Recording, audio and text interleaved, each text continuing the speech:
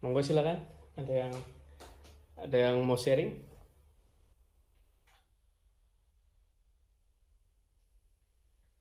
Kesaksian boleh. Atau kira-kira mau curhat juga? Nggak apa-apa. Dan mungkin ada satu permasalahan yang mungkin secara pribadi belum selesai. Nah, monggo Boleh bro, silakan. gua bro. Wah, silakan Ko Peter. Pilar sharing ini. Di sini kita bisa belajar perbedaan dalam tanda kutip ya, nego antara Abraham dengan Bileam. Nah, kalau Bileam kan saya udah pernah sharing ya waktu di PD waktu itu ya. Jadi misalnya gue dikasih duit 1 juta buat gaplok si Albert gitu kan. Itu mah anak kecil juga ngerti ya, hal itu teh tidak baik. Saya jadi keingetan dan saya lupa nge-share di waktu waktu PD kemarin itu. Gue pernah lihat sosial eksperimen anak-anak gitu, bocah-bocah laki-laki antara umur ya 8 sampai 10 tahun lah gitu, diwawancara udah diwawancara dikit terus didatangkan seorang anak perempuan ya mungkin umur 10-12 tahun lah, umuran segitu. Terus sama yang wawancara teh di ini dibilang ke anak laki-lakinya, coba kamu pukul anak perempuan itu, sorry bukan, coba kamu salaman sama anak perempuan, ya salaman. Coba kamu sayang-sayang anak perempuannya, terus disayang-sayang. Terus coba kamu peluk, terus dipeluk gitu. Akhirnya terakhir si pewawancaranya bilang, coba kamu pukul tuh anak perempuan. Tuh anak-anak laki-lakinya pada kaget semua kan, pada protes, pada nggak mau. Terus si pewawancaranya ini, sok saya kasih uang lah, tapi kamu pukul tuh anak perempuan itu. Tetap nggak mau gitu kan. Intinya anak kecil pun tahu gitu. Lah ini Bileam udah mah pinter, dipilih Tuhan, diangkat Tuhan segitu rupa, dengan tiba-tiba menjadi bodoh gitu. Tiba-tiba orang yang hal segitu aja dia nego ke Tuhan gitu. Hal sebodoh itu dia berani-beraninya berdebat, bukan berdebat ya, nego lah gitu, dalam tanda kutip nego.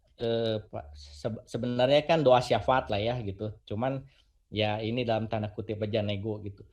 Nah, apa sih bedanya Abraham dengan Bileam? Nah, Bileam itu bersyafaat, nego sama Tuhan itu untuk kepentingan dia sendiri gitu. Karena dia kan diiming-imingin duit dan popularitas istilahnya kan gitu. Sehingga tiba-tiba dia jadi bodoh gitu. Hal yang seharusnya tidak perlu ditanyakan dia nego gitu.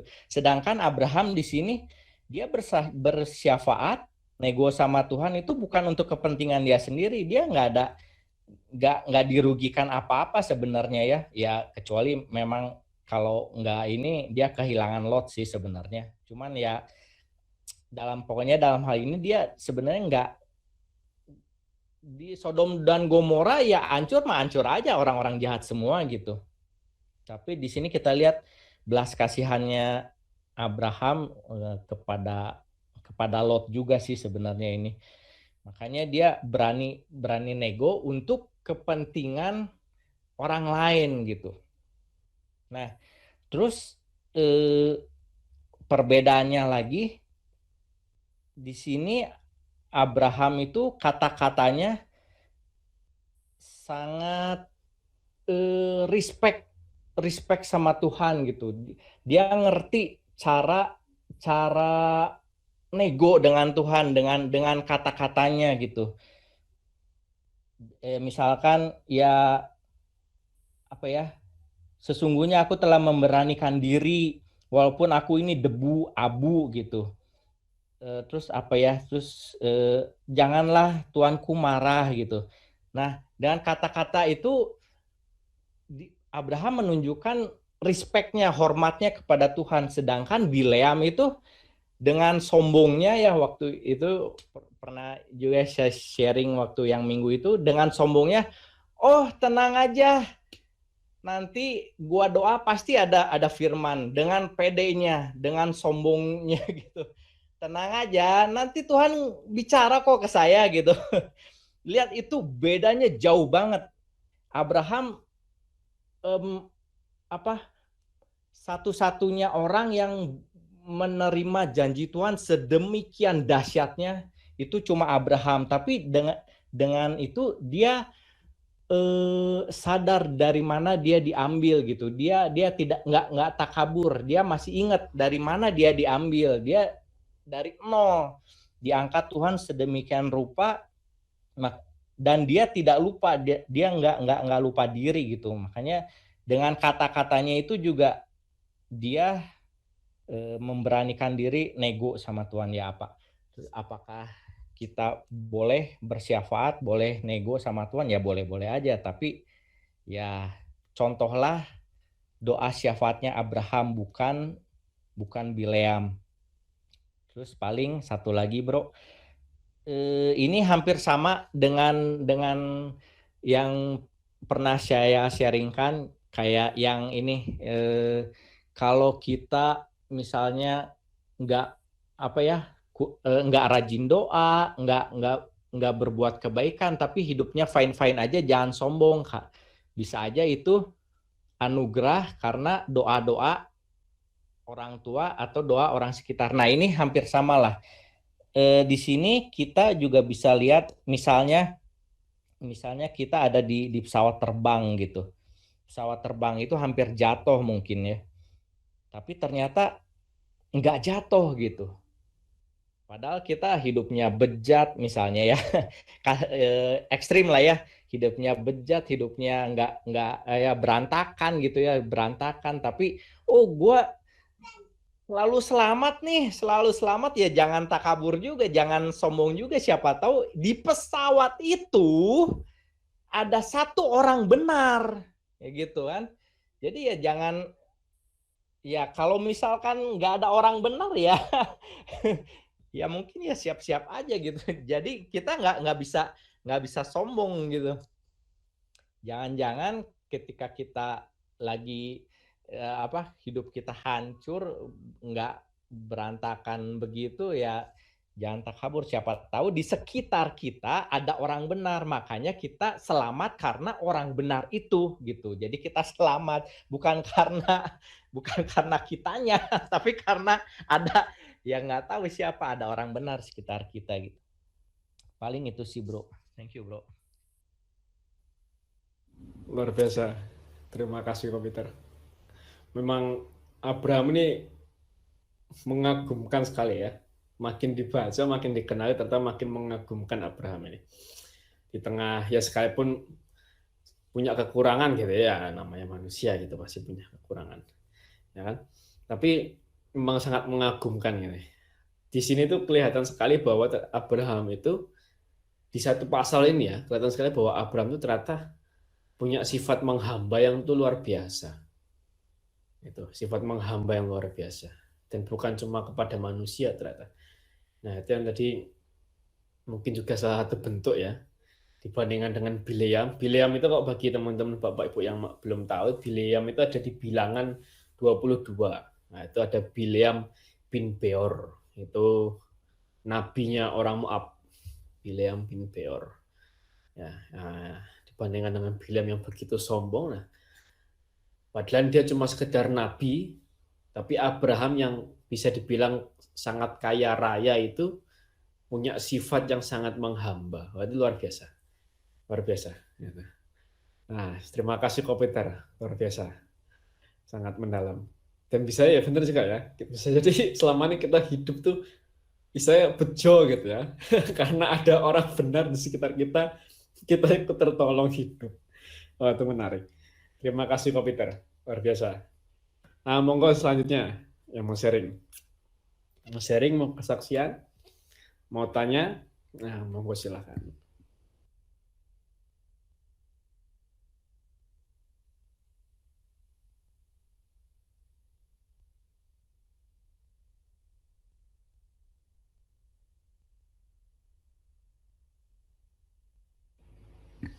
Ada? Di sini ada Amel, Pak Anton, Pak Donatus, ada Bella. Oh, itu langsung Leo mungkin. Ini pilar sharing juga nih.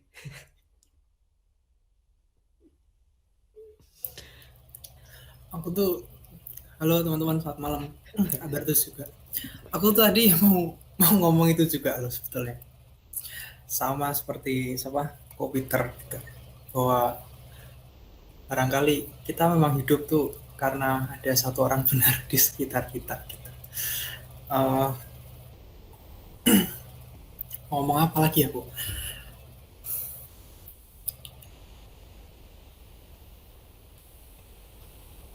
Itu juga yang akhirnya menyadarkan saya gitu ya secara pribadi, dalam arti ketika saya mencari kebenaran soal gereja, bagaimana gereja Katolik ini masih saja berdiri, bahkan kita tahu gitu ya, bahkan ya paling nggak Albertus tahu gitu, dari tahun 1054 sampai abad pertengahan 1700-an gereja itu selalu bergejolak gitu ya, sangat bergejolak sekali sampai ada skisma dan akhirnya Protestan. Sangat bergejolak sekali, sangat berpolitik dengan negara Prancis dan Italia saat itu. Tapi ya itulah kemurahan Tuhan. Sampai saat ini tuh gereja kita masih berdiri kokoh, belum terpecah-pecah, terbagi-bagi menjadi denominasi-denominasi. Bahkan dulu yang gereja ortodoks aja udah pisah-pisah gitu ya. Ada yang Syria, ada yang gereja ortodoks Rusia, entah jadi Ritus Timur dan lain sebagainya. Nah, namun demikian apa sih yang tersisa dari barangkali dosa-dosa itu? Baru saja minggu lalu atau ya 2 hari lalu lah paling nggak, ada suatu kelas yang saya ikuti untuk mengenai ensiklik Paus Fransiskus, yaitu mengenai Gaudete et Exsultate. Nah, saat ini tuh ada dua ajaran yang berpotensi menimbulkan pidana, yaitu gnostisisme dan pelagianisme something itulah. Nah, ini adalah gnostisisme itu mementingkan pengalaman tertentu atau serangkaian gagasan yang akhirnya memenjara orang pada pikiran atau perasaannya sendiri gitu loh. Jadi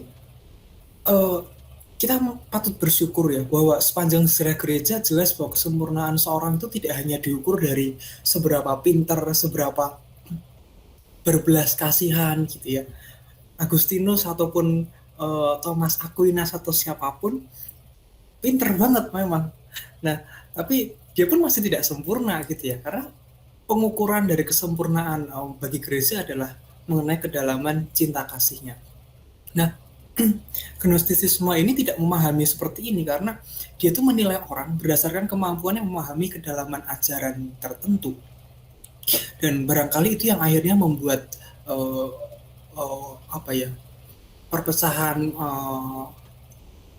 suci tidak suci atau kamu pintar saya pintar kamu bodoh dan lain sebagainya, itu di gnostik itu. Nah, akhirnya akibatnya Allah itu jadi seolah-olah itu dimiliki oleh sekelompok orang yang paham berteolog dan berfilosof gitu ya. Nah, ini suatu ideologi yang paling buruk karena itu terlalu mengagungkan pengetahuan atau pengalamannya tertentu sehingga visinya sendiri tentang yang kita anggap sebagai sebuah realitas itu sempurna. Contoh lebih konkret itu gini. Nah, ini fenomena gitu ya. Dulu pun saya pernah ditanya, Leo, kalau kamu milih ya, lebih baik kamu punya semua pertanyaan di dunia atau semua jawaban di dunia gitu ya. Nah, itu kan mau jawab apapun itu ciri kesombongan gitu ya. Mau semua pertanyaan di dunia ya pasti ada yang kelewat. apalagi punya jawaban atas setiap pertanyaan gitu kan, tambah lagi. Nah, tapi inilah titik baliknya gitu ya. Ketika seorang punya jawaban atas setiap pertanyaan, itu pertanda bahwa mereka tidak berada pada langkah yang benar. Dan barangkali kita pun juga demikian. Ketika kita ditanya, bisa nggak sih? Pernah nggak sih kita merefleksikan pertanyaan itu dengan lebih dalam, artinya direfleksikan dalam kehidupan sehari-hari gitu ya. Kalau ada orang curhat, apakah kita langsung memberikan nilai-nilai dan judgement gitu kan? Ketika kita punya seluruh jawaban, itulah titik balik dari kelemahan kita. Dan barangkali itu yang membuat bangsa ini juga berantakan. Indonesia tidak kekurangan orang pintar, tapi kebanyakan orang sok tahu. Ya aku kira gitu aja dulu Kak Bertus. Thank you. Terima kasih Leo. Penutupnya luar biasa. Nyambung ya. Penutupnya ini masih merupakan diskusi terbuka ya. Tapi tidak untuk saat ini didiskusikan. Nah, waktu saya dengerin Kopi Bersama Leo tadi ya, tiba-tiba saya ingat satu film. Judulnya Restless Heart. Nah, itu saya ketik di chat. Restless Heart. Restless Heart ini film tentang Santo Agustinus. Nah, tentang Santo Agustinus, tentang Santa Monica. Ini film tentang itu. Walaupun memang sedikit agak dewasa sebenarnya, jadi jangan ditonton sama anak-anak sebaiknya. Nah, tapi film ini bagus, menggambarkan secara jelas tentang siapa Santo Agustinus, yaitu berdasarkan juga dari bukunya yang berjudul Pengakuan-Pengakuan itu ya. Dia mengakui semua dosa-dosanya, itu dituliskan semua dosa-dosanya sejak masa kecilnya sampai masa dewasanya di buku The Confession itu, buku Pengakuan-Pengakuan Santo Agustinus. Nah, yang menarik adalah figur Santa Monica, ibu dari Santo Agustinus. Dia di dalam keluarganya bisa dibilang saat dulu sebelum Santo Agustinus bertobat ya, satu-satunya orang benar itu di keluarganya hanya Santa Monica. Nih, seorang perempuan yang luar biasa ini. Ini satu-satunya yang orang benar. Satu-satunya orang percaya pada Yesus, satu-satunya orang yang mengandalkan Tuhan di dalam keluarganya hanya Santa Monica, hanya Ibu Monica ini. Bahkan ketika, dan dia punya suami itu ya bukan orang baik gitu ya, maksudnya perselingkuhan, persinahan, percabulan, perjudian, kemabukan, itu semua sudah dilakukan sama suaminya Santa Monica, sama bapaknya Santo Agustinus. Jadi ya anaknya kepahitan dengan hal itu kan. Nah tapi, dan bahkan di masa akhir suaminya Santa Monica, ketika dia sakit berat, akhirnya dia mau dibaptis jadi Kristen, dibaptis jadi Katolik. Dan bahkan ketika Santo Agustinus tahu bapaknya dibaptis pun, dia masih sempat mengejek baptisan itu. Dan itu juga yang memedihkan hati Santa Monica. Tapi kemenangan pertama sudah dicapai sama Santa Monica, bahwa suaminya bertobat. Nah, tinggal anaknya. Gitu kan, sampai memang di puncak karirnya Santo Agustinus itu, waktu dia berada di puncak karirnya, justru malah di puncak karirnya itu dia merasa kosong, dan justru di sana dia menemukan Tuhan, dan akhirnya dia meninggalkan semua karirnya yang luar biasa itu gitu ya, dan dia memilih untuk hidup membiara dan menjadi seorang pastor dan uskup di Hippo ya, mengakhiri hidupnya di kota Hippo di daerah Afrika. Nah, dan itu kemenangan buat Santa Monica. Gitu, karena bagi Santa Monica tidak ada, salah satu hal yang paling penting buat dia adalah pertobatan keluarganya. Dan itu yang dia nantikan itu. Jadi saya jadi ingat itu, kisah tentang Santa Monica yang berdoa syafaat terus untuk keluarganya. Ya ini the power of woman itu ya, ini luar biasa Santa Monica ini. Nah, dan itu juga, dan satu tokoh lagi yang saya ingat itu Mother Teresa. Tadi yang waktu Leo bilang tentang Gnosticism ya. Gnostisism yang menganggap bahwa orang yang punya pengajaran yang lebih itu dianggap lebih suci, gitu ya. Nah, ini saya mengingatkan dengan Mother Teresa, Santa Mother Teresa dari Kalkuta. Saya masih ingat waktu saya tahu tentang kisahnya, bahkan uskup setempat pun menganggap Santa Monica lagi, Mother Teresa ini sebagai orang sederhana, bahkan orang bodoh, gitu, yang dia nggak terlalu mengerti tentang teologi sebenarnya. Cuma yang dia lakukan cuma mengasihi, dan mengasihi. Sekalipun dia ditolak ya, sempat ditolak sama masyarakat sekitar karena dia dianggap mengkristenkan orang-orang Hindu di sana, gitu ya. Tapi dia tetap tidak berhenti untuk mengasihi dan mengasihi. Bahkan gerakannya bukan hanya terjadi di Kalkuta, India, tapi gerakannya ya bahkan sampai ke dunia-dunia. Gitu. Sekalipun bukan dia yang menginisiasi untuk sampai ke dunia, tapi banyak orang yang memakai nama dia untuk melakukan gerakan kasih ini sampai ke seluruh negara. Nah, itu luar biasa memang tokoh-tokoh ini. Nah, monggo silakan yang lain. Siapa tahu ada yang mau sharing, ada yang mau kesaksiannya baru gabung. Kita malam hari ini bahas Kejadian 18 ayat 1 sampai 33. Nah, tadi sudah dibacakan, sudah ada yang sharing. Nah, monggo silakan yang mau sharing, mau kesaksian atau mau bertanya juga bisa. Nah, ini masih ada banyak waktu untuk sharing. Monggo silakan.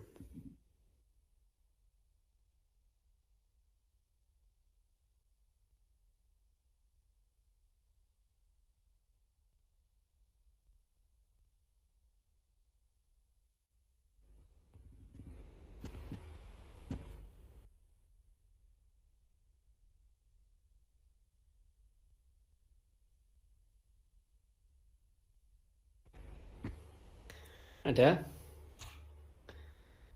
Mungkin Pak Anton, mungkin Pak Donatus, atau Jos, atau Mas Tito, atau Tien, atau Kak Nita. Nah, monggo silakan. Siapa yang mau sharing?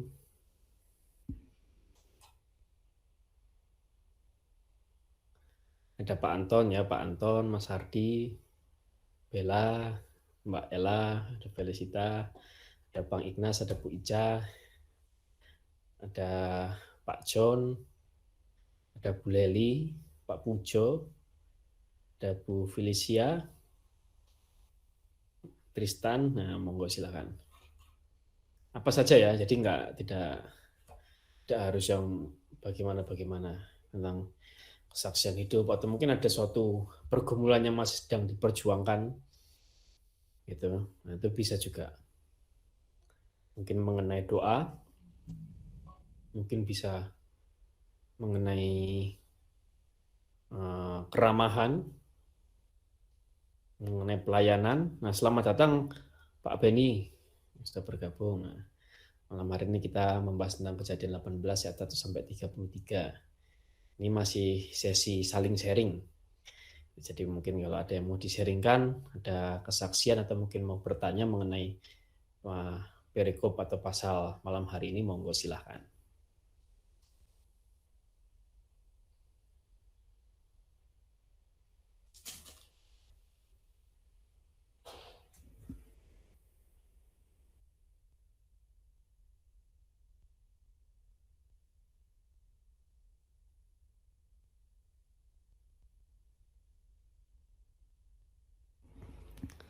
Ada? Oke, mungkin kalau belum ada atau masih merangkai kata-kata begitu mungkin ya. Nah, saya akan paparkan beberapa hal yang saya dapat. Saya nggak memaparkannya juga sebenarnya nggak banyak. Sekalipun sebenarnya dari pasal ini kita bisa bahas bisa banyak sekali.